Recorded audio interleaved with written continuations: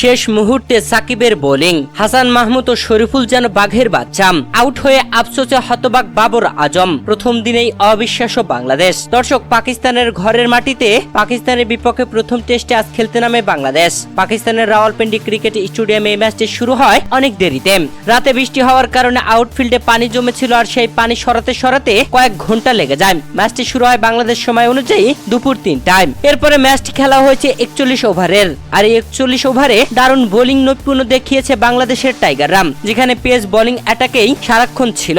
শেষ মুহূর্তে এসে সাকিব আল হাসানকে দিয়ে বোলিং করানো হয়। দর্শক, শুরুতে বাংলাদেশ টসে জিতে আগে ফিল্ডিং এর সিদ্ধান্ত নিয়ে ফিল্ডিং করতে নেমেই শুরুতেই 16 রান করতেই পাকিস্তানের তিনটি উইকেট তুলে নেয়, যেখানে ওপেনিং এ নামা আব্দুল্লাহ শফিককে 2 রান করতে আউট করে দেন হাসান মাহমুদ। এরপরে শরীফুল ইসলাম পরপর আরো 2টি উইকেট তুলে নেন। সান মাসুদকে 6 রানে প্যাভিলিয়নে পাঠান, আর বাবর আজমকে গোল্ডেন ডাকে প্যাভিলিয়নে পাঠান। এরপরে সাউদ শাকিল ও ওপেনিং আসা সিয়াম আইয়ুব দুর্দান্ত খেলতে থাকলে সিয়াম আইয়ুবকে হাফ সেঞ্চুরি করার পরে আউট করে দেন হাসান মাহমুদ। 4টি উইকেট পড়ার পরে মোহাম্মদ রিজওয়ান ব্যাটিং এসে সাউদ শাকিলকে নিয়ে দিন শেষ করে দেয়, যেখানে সাউদ শাকিল 57 রানে অপরাজিত আছেন। এদিন বাংলাদেশের হয়ে দুর্দান্ত বোলিং করেন শরীফুল ইসলাম। 12 ওভার বল করে মাত্র 30 রান দিয়ে 2টি উইকেট তুলে নিয়েছেন। হাসান মাহমুদ 13 ওভার বল করে 33 রান দিয়ে 2টি উইকেট তুলে নিয়েছেন। এছাড়া নাহিদ রানা, মেহেদী হাসান মিরাজ ও সাকিব আল হাসান বল করেছেন, তারা কোনো উইকেট তুলতে পারেননি।